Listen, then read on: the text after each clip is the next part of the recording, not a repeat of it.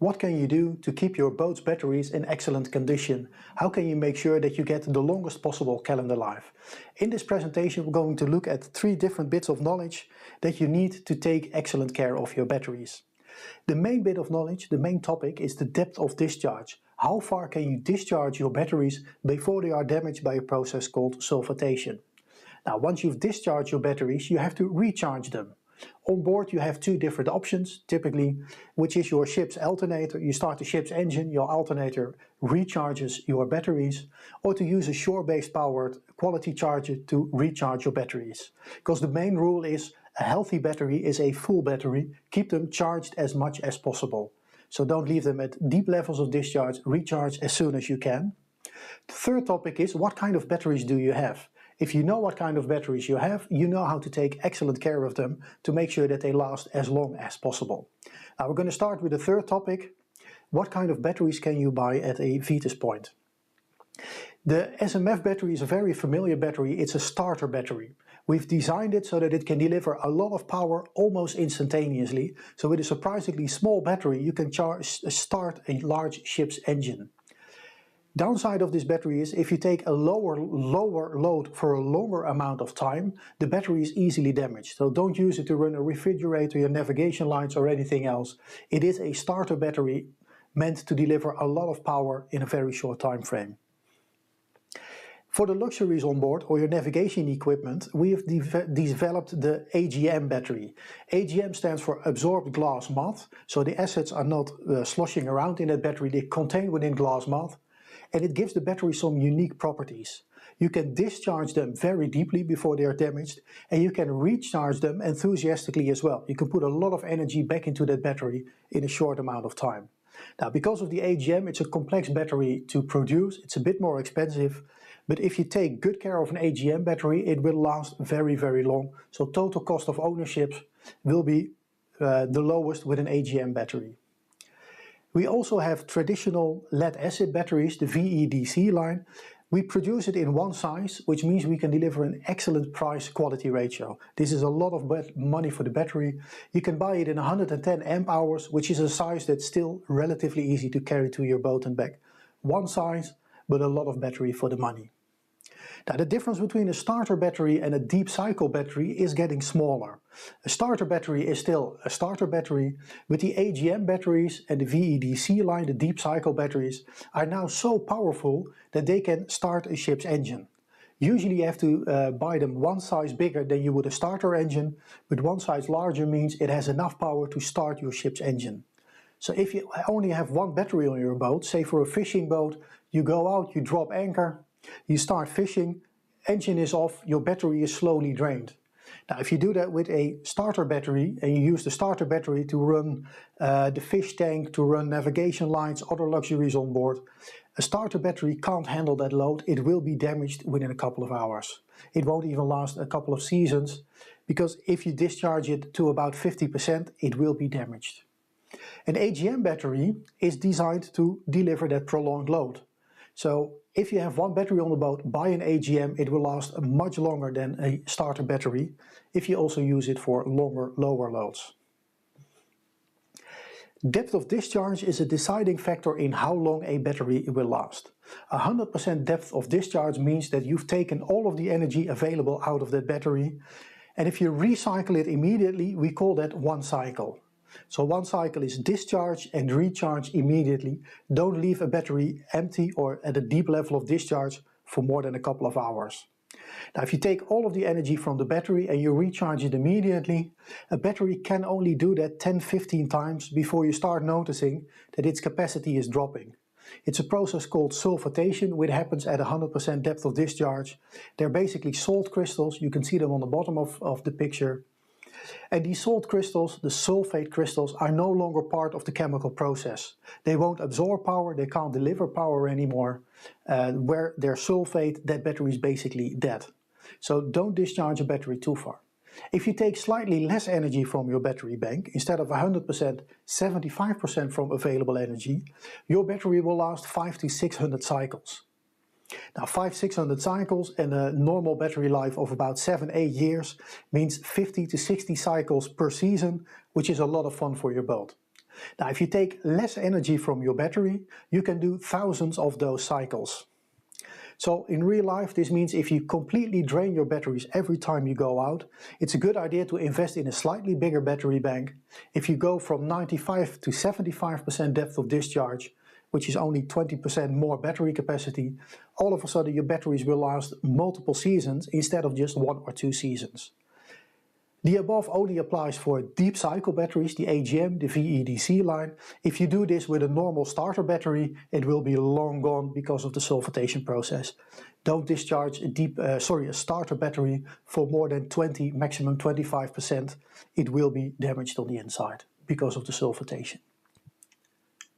What is a reasonable expected lifetime from your ship's batteries?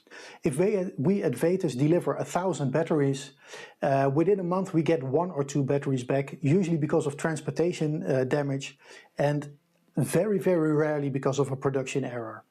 Batteries are produced under very tightly controlled circumstances. Production errors are very rare, but they can happen.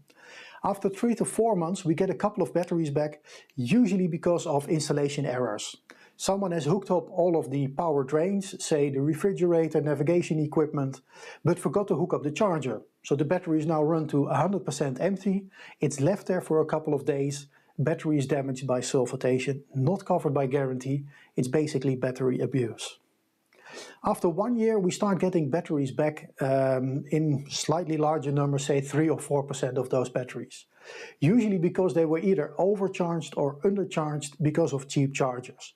A cheap charger gives a set level of voltage, and that voltage is either too high, overcharging your batteries, which is a process called gassing. Now, a little bit of gassing is normal for a battery, they're designed to handle that, but you don't want to overdo it with a voltage that's too high, because you will lose battery capacity. Or the voltage for a cheap charger is too low and the battery is never fully recharged. And a battery that's not completely recharged will lose its capacity as well. Long distance cruisers typically only do 1 or 2 years with their battery bank, because unfortunately what a lot of sailors do is they go out sailing, which is a wonderful idea, but once they wait with recharging the batteries till the equipment on board starts complaining. Typically it's the VHF that sounds an alarm, a low voltage alarm. The engine is started for a couple of hours to recharge the batteries a bit, but basically you're going to 100% depth of discharge, recharge for a couple of hours, which is only 25–30% of energy back into the battery, and then straight back to 100%. Batteries will only survive that for 1 season, and then they are basically dead. Too much sulfitation in there. Most owners will do 4 or 5 years with a battery bank. They recharge whenever possible, do not discharge them too deeply, but we also have a lot of owners who do 6, 7, 8, maybe even 10 years with a battery bank, the smart owners. So let's have a look what a smart owner does to get the most from his battery bank, his or her battery bank. Now, a smart owner will install a battery monitor. A battery monitor measures the amount of energy that's left in the battery. If you start at 100%, the battery is completely filled, completely full, very healthy battery. You go out sailing or you drop anchor, you spend time at an anchorage, your battery is now being drained of energy. So the needle will go down 90, 80, 50, 40%.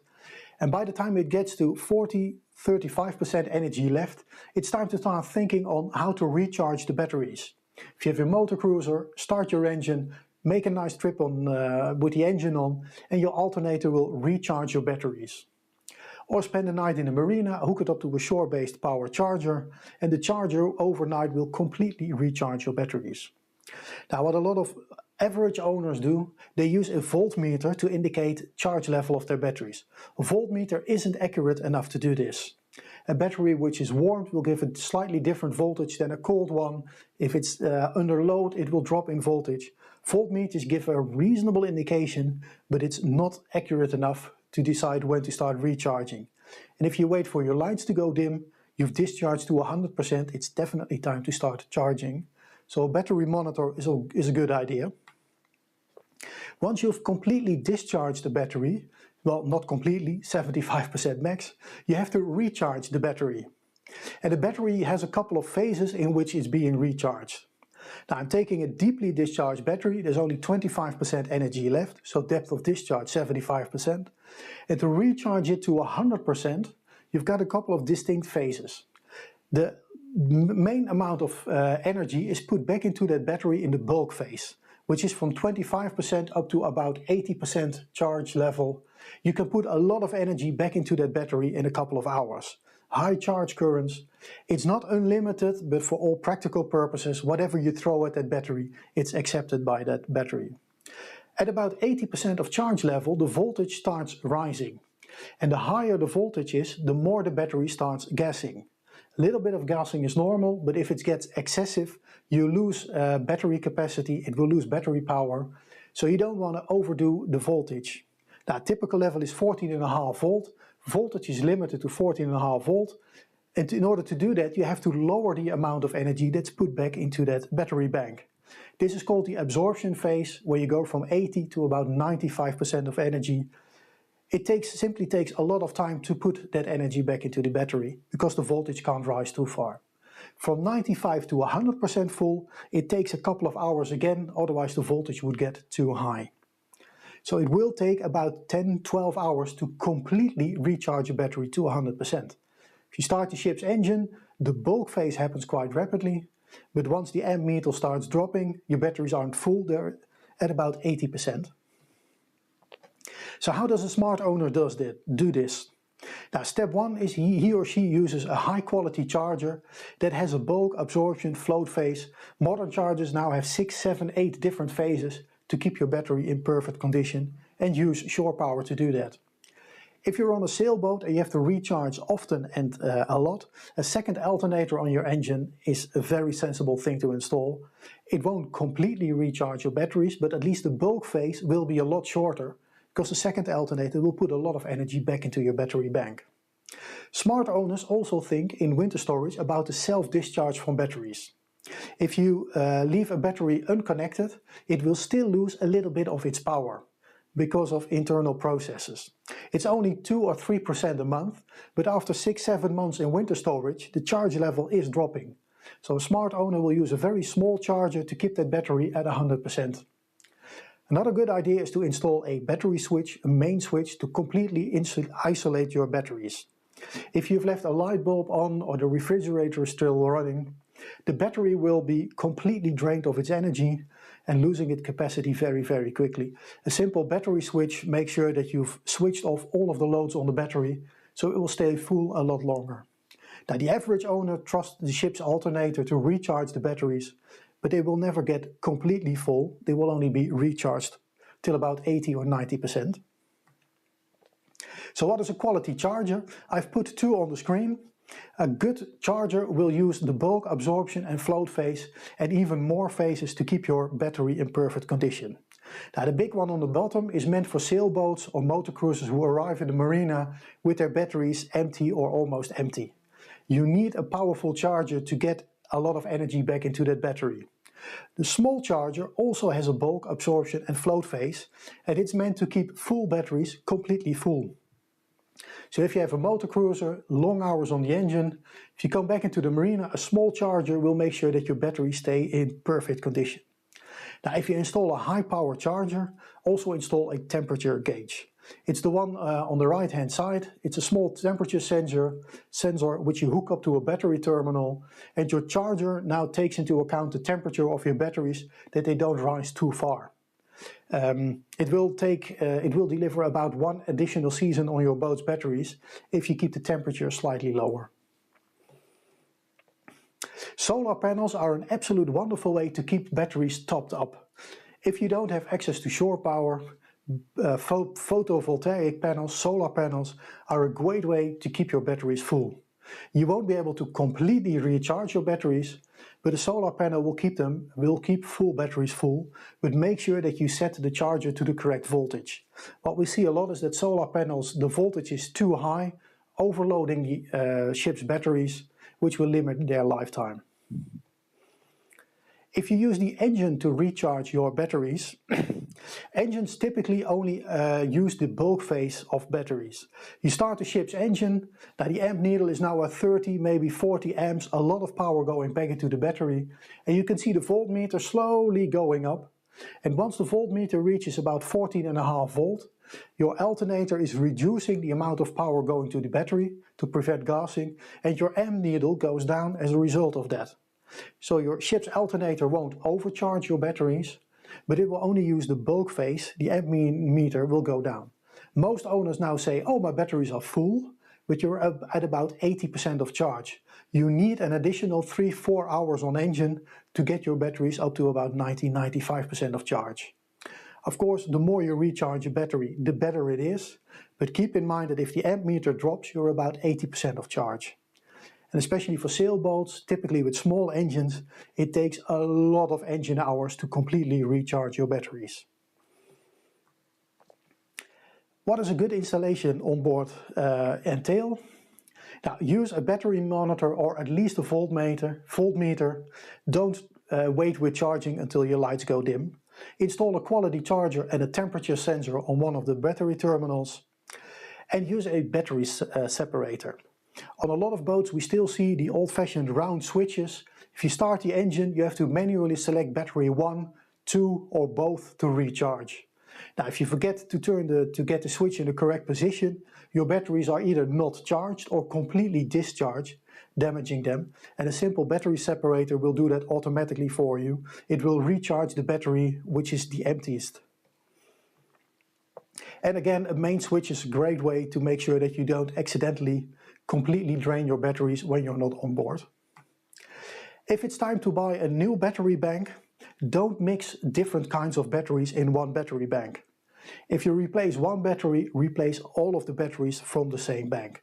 If you have one battery lowering in capacity, which is prematurely losing its capacity, it will also influence the healthy batteries. So if you only replace one battery, that new battery will be degraded very rapidly by the older batteries. So exactly the same age, exactly the same capacity, the same history.